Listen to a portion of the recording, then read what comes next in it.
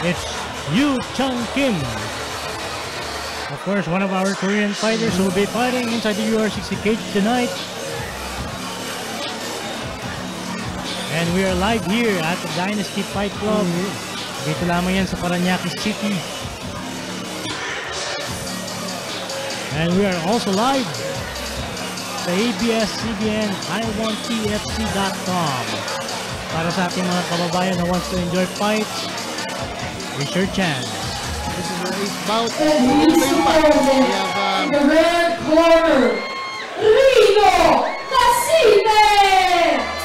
There's 18 bouts tonight, so nakakapangwalo pa lang tayo. We had the slap battle of 23. Rino Casipe, 28 years old, 5 feet 6 inches. Of course, 135 pounds from Catalan Fighting System. This is Philippines versus South Korea.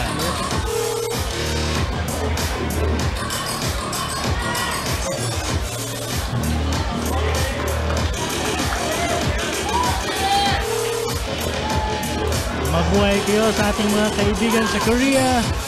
Mabuhay!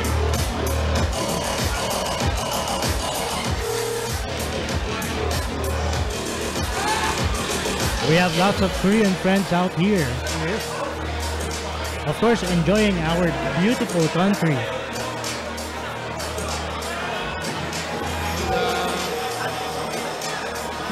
If you're a fight fan, what better way to enjoy the Philippines and watch live fights dito sa Dynasty Fight Club?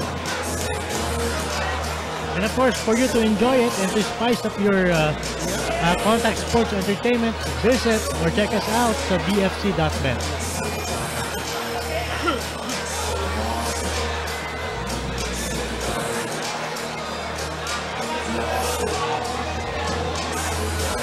It's Yu Chung Kim versus Rino Casipe.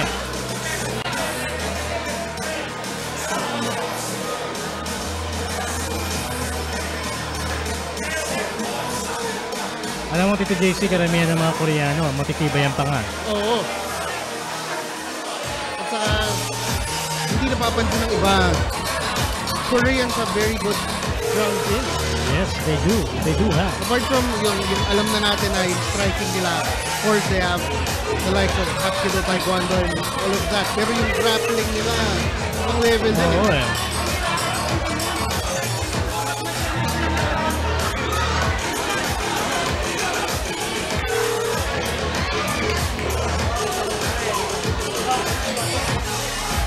Round 1. Our referee in charge, Nestor Del Rosario.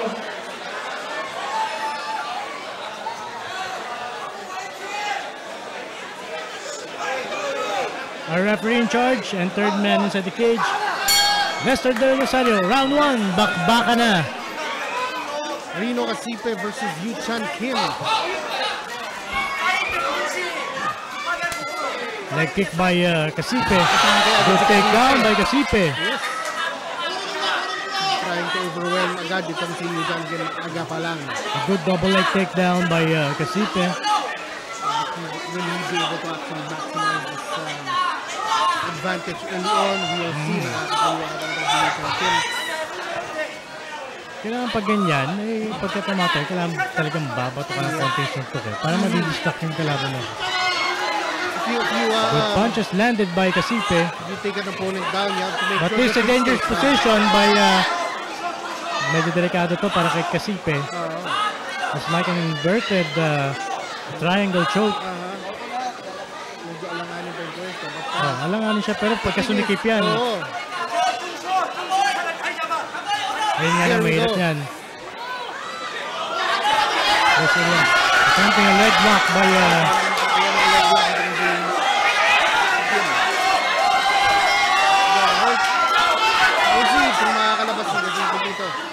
wala pa, hindi pa nagpit yun. Going for a knee bar itong si Yu Chung Kim. It's a knee bar. Wala pa. And that's it!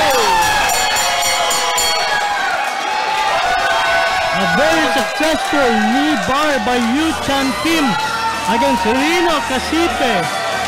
on the very first round of this fight. Tough fight for Reno Casipe, but that was a very good win by Kim.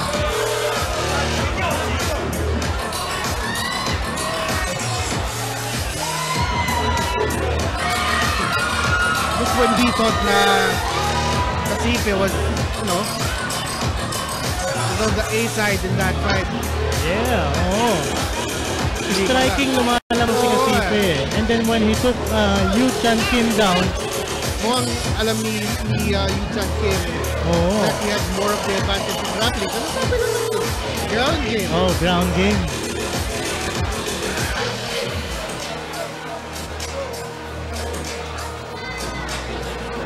Ayan yung danger na nasa top pa nga na position.